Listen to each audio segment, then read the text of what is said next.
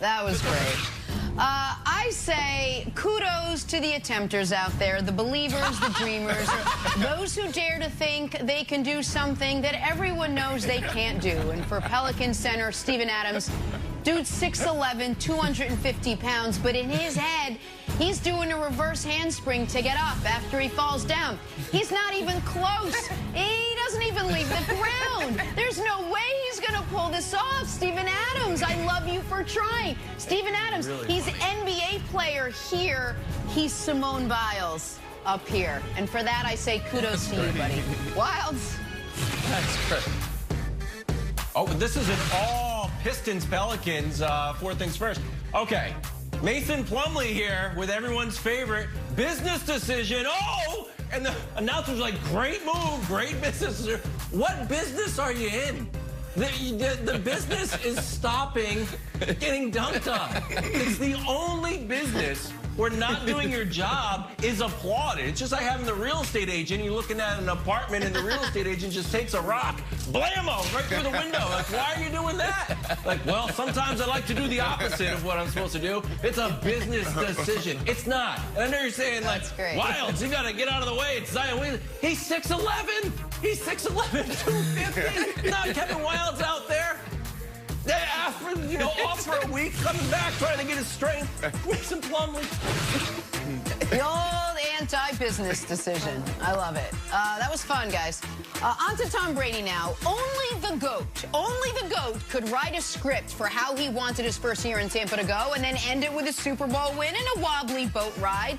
No surprise the Bucs want the same script next year. No surprise they want the same script writer, minus the Lombardi toss. Bucs GM Jason Light saying, quote, "We would love to have Tom play here as long as he wants to play."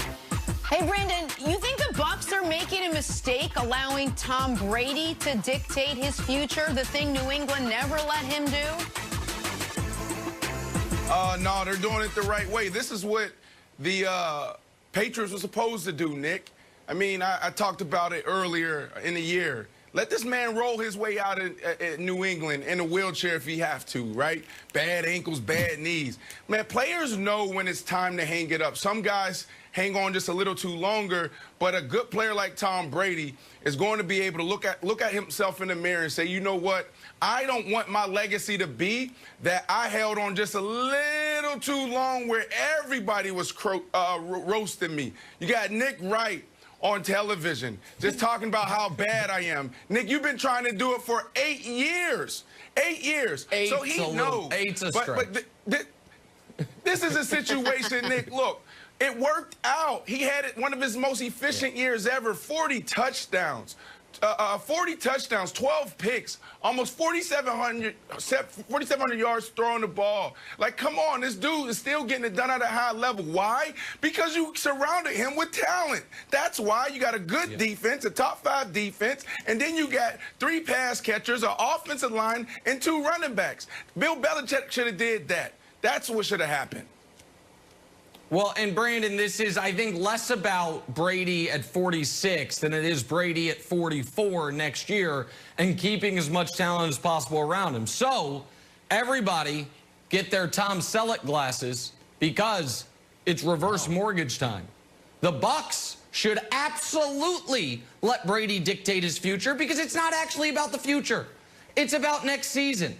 And if you don't know what a reverse mortgage is, it's like, you're in your golden years. It's like, hey, I'd like to have a little extra money. I'd like to be able to go travel to Europe. Never got to do that. I got this money in the house. I'm going to leave it to my kids. They've always been ungrateful. They're like, nope, we'll give you the money for the house, and then when you pass on, we'll take the house. That's what the Bucs need to do here. When Brady's done, they're going to be screwed anyway. They're going to go back to being the Bucs. So squeeze every last bit of juice out of this berry while Brady's there. Yeah. So are they potentially, by giving him an extension and lowering the cap hit this year and putting themselves in a situation like the Saints are going to find themselves in, where they have a $20+ million cap figure for a retired player, are they potentially screwing over future Tampa Bay?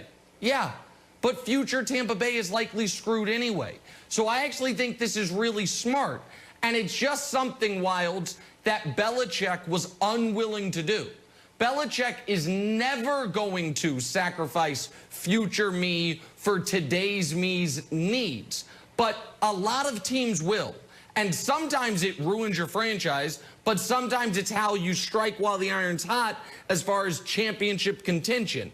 And so I think it's absolutely smart for the Bucs, even if Brady ends up falling off that cliff that I've been predicting for the last few years next season, because you want to try to stack wins now. And not 8 years. I totally agree. Brandon. It hasn't been 8 years. 8 years is a lot. All right. So I think there's 4 possible end games, and people talk about 3 of them pretty often, and no one talks about the 4th one. So here are the 4 Brady end games, Nick, and I'll throw it to you. End game number 1 for Brady. John Elway style, right? Helicopter in, you're like, oh, thank you, everybody. John Elway, I'm out of here. Won the Super Bowl. Okay, got that one. End game number 2. The Brett Favre end game. Like, wow, I thought you were washed, but now we're in the Jets and we're in the playoffs. And don't get me wrong, Brandon, I know the Jets are a great franchise, but it wasn't all Brett Favre. You're not quite the player you used to be, but you're always dangerous, can get to the playoffs, can make things happen.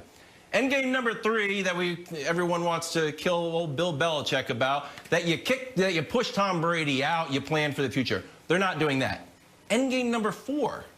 What I'm calling, Nick, the LeBron end game.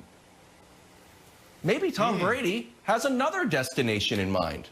It's not out of the realm of possibility, and nobody talks about it. Maybe he's not long for Tampa Bay. Maybe Tampa Bay will get to a point where we look around like, all right, we need to plan. And Tom Brady's like, all right, hey, it's Tom Brady here. Anybody got a lot of cap space, some good wide receivers, need some veteran leadership? So I think the Bucs are playing this perfectly, but I think there is a greater than 0 chance that Tom Brady doesn't retire a Buck. Well, and they're trying to move that down to 0, because an extension here would make that a 0% chance, because Brandon Wild's point is, as his current contract, he's a free agent after this year. And so in theory, he could go wherever he wanted to go. And I think the Bucs, when they signed Brady, I think they felt, listen, we're signing him for 2020. 2021 is the tax we're going to have to pay on that. But because he played so well at the end of the year and they won the damn Super Bowl, even if he wasn't brilliant in the playoff run, now they're like, okay, we want to make sure we have him and the pieces around him in 2021. And if the tax we have to pay is a bad contract in 2022, we'll pay that tax. And I think that's smart. I think that is absolutely what they should do, Brandon. I think it's brilliant. I think they're looking at the opportunity. They're looking at the division, saying there's no Drew Brees, possibly. I mean, I felt like the dude was going to retire a couple of weeks ago. That hasn't happened yet. But if you take your Drew Brees out, then you can own that division. And you're looking at this team and how it's set up. You're built to win now. You have the cap space to bring back a couple of those guys on the defensive side, and you have the offense. You got a young offensive line who probably is going to be the best offensive line in football next year.